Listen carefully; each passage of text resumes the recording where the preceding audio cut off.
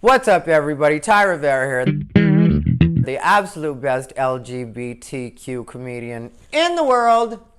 Right now, I am messing around with my ring light. I know that the lighting is not perfect, but eventually I'll figure it out. This is the way I learn. I get in, I do things. I didn't even really use the instructions except for one point when it came to putting it together, and it's what it is. I just came back from the dirty at 12:30, probably an hour ago or something like that, and then, I was setting this up, and then I had to play with it for a minute, and then I recorded a little bit, and then but anyway, so the point is, I haven't done a video in a little while. I know a lot of people that follow me here.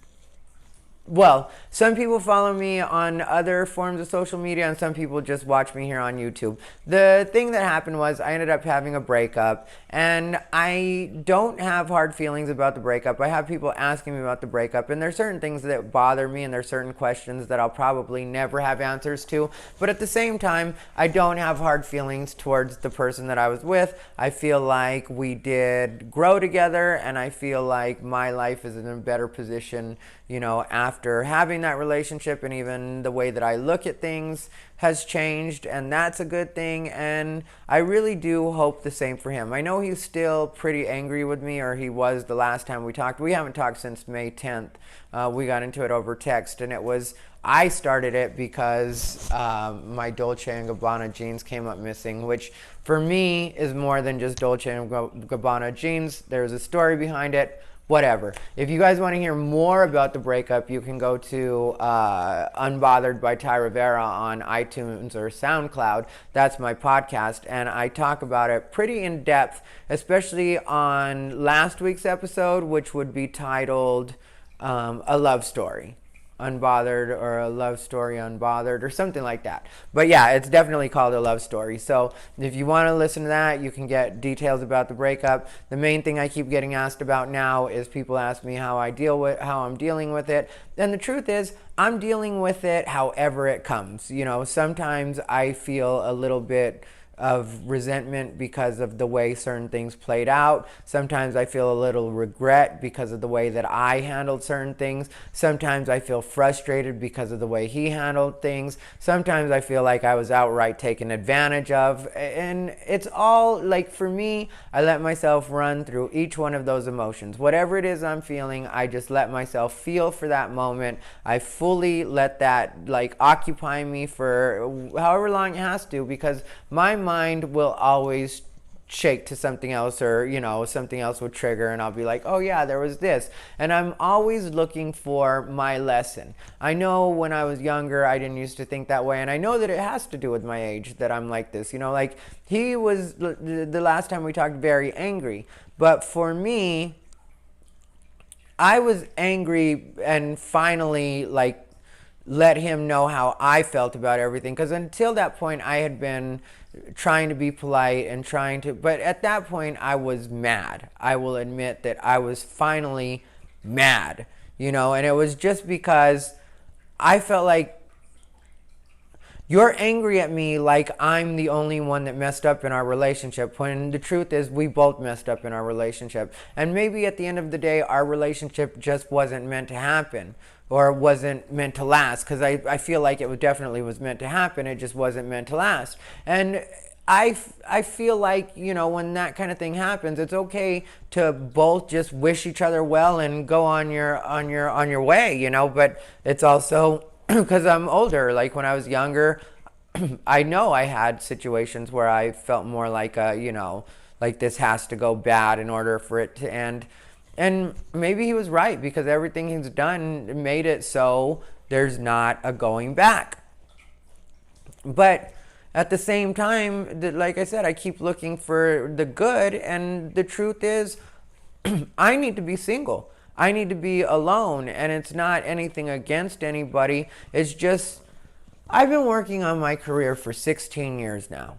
From the first time I did an open mic to now, it's been 16 years.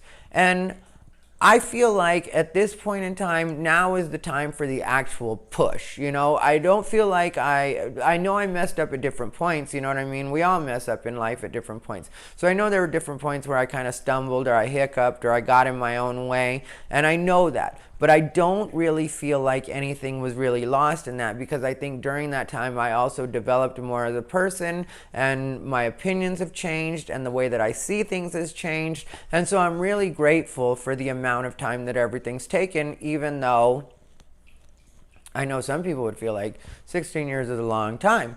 And I, looking back, think of it as a long time, but as it's happening, it really didn't feel that long, And so, but I do feel like now is the time to be serious. Now is the time to work hard. And then on the other side, I can start having fun again. And I know and my idea of having fun isn't drinking, but I would like to travel for fun and just check some stuff out, chill out, one day I want to have a kid, but to me, I don't have to be in a relationship to do that. But one day I definitely do want to have a kid, just one. But it's all just lessons for me. Like I'm happy by myself, and this isn't anything against anybody that I've dated ever, even my last relationship. It's just, when I first wake up in the morning, I go to the gym, and I go to the gym by myself. When you're in a relationship, you don't always get to do that. Sometimes the other person goes with you, and it's just, but for me, the gym, nobody really needs to see me before I go to the gym, because for me, the gym is how I wake myself up. The gym is how I snap out of whatever it is I was going through from last night or whatever. It's just my alone, quiet, no talking time. And if I can't get that in, then I'm going to stop going to the gym, which is what happened during the course of our relationship. I stopped going to the gym. I put on weight. Now I've lost a bunch of weight since, the relationship ended. But it hasn't been from depression, loss of appetite, that kind of shit. It's been from watching what I eat and really controlling my portions, controlling my protein is really big for me, because I don't want to be just skinny or I like having a fit physique. And so, that's been really nice to be able to get back to that. And then when it comes to doing stand-up, I've been working nonstop really since we got to Vegas, whether it's been on the road or locally. And since we've broken up, I've been working even more, because people just keep hitting me up for stuff, and I'm not committed in any way, so I don't have to run it by anybody. I also don't have to worry about whether or not anybody wanted to have dinner on a particular night or have a date night or that kind of stuff. And I'm not complaining about that stuff. When it was part of my life, that's what I had to do.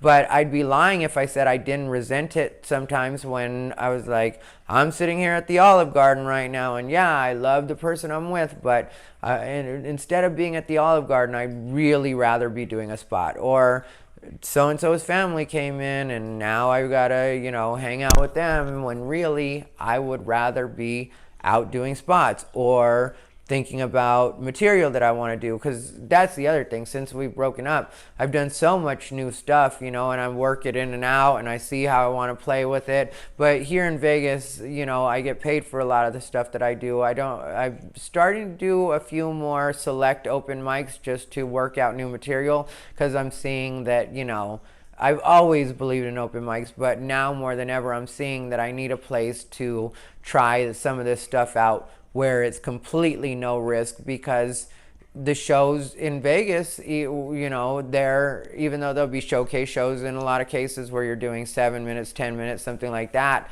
they'll still pay you. And when they're paying you, that means the audience is on some level paying, or they're getting comped by the hotel or whatever, but it's supposed to be a good experience for them, or else the shows won't last. So people do want you to deliver in these shows. It's not like, just come out and try whatever you want. If they laugh, they laugh. If they don't, they don't. No, you're supposed to give them a good time. This is Vegas. This is an entertainment capital. So when you do these shows, people want you to deliver. Well, if I'm not working this stuff out at open mics, I can't guarantee that I'll deliver on those bits. So in that case, in those instances, you don't necessarily grow as much as a comic as you need to. And so I'm working to rectify that situation. But I like having the freedom to be able to play with my schedule like that. Because when you're with someone, there is a certain thing where people sometimes want you to come home at a semi-respectable hour, which with comedy isn't going to be like regular respectable hours. But, people are going to, the other person is is going to want you to at some point be home.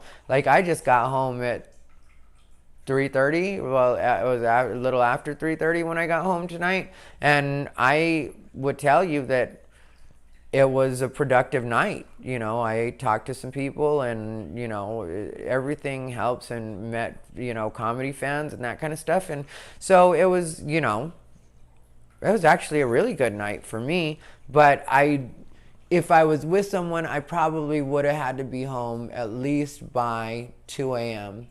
And I would have been thinking about the fact that I had to go home, and I probably would have left even earlier than that if I even went out, you know. But I just need to be alone. And so there's a part of me that sometimes gets a little,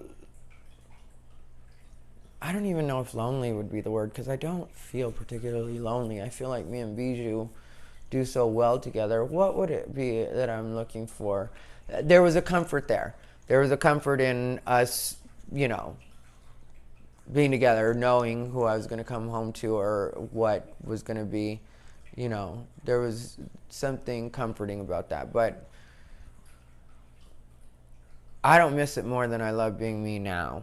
And that's just the long and the short of it. So while I'm very honest with letting myself run through emotions, any emotion I have is going to last a couple hours at the most. Like, you know, if there's like any kind of bummed out feeling, like sometimes I'll think about it for a couple hours, you know, while I'm just doing housework or doing some of the stuff that I have to do.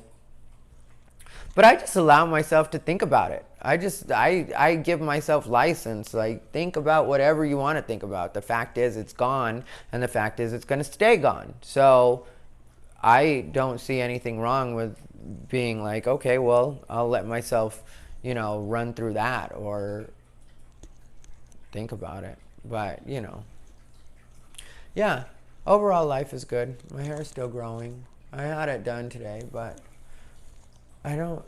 I fucked up and didn't tell her exactly what I wanted. So it's nice, and it's a version of what I wanted, but we didn't nail it. So I'll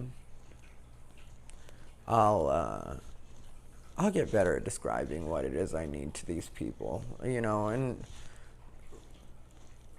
what was her name? Caitlin was her name, and she seems like she's a willing enough participant. So at some point, I'll tell her exactly what I need, and we'll do that. I don't like that, but, you know, everything's just experimenting and playing right now. I don't care about anything. Anyway, I'll have a subject I talk about on the next one. This one was kind of for fans, you know, people that actually like what I do. We'll talk about fun stuff like prostitution and plastic surgery and, you know, the kind of stuff people want to hear me talk about. Just playing. We'll talk about Alabama abortion. I love you all. Thanks for watching. This has been Ty Rivera, the absolute best LGBTQ comedian in the world.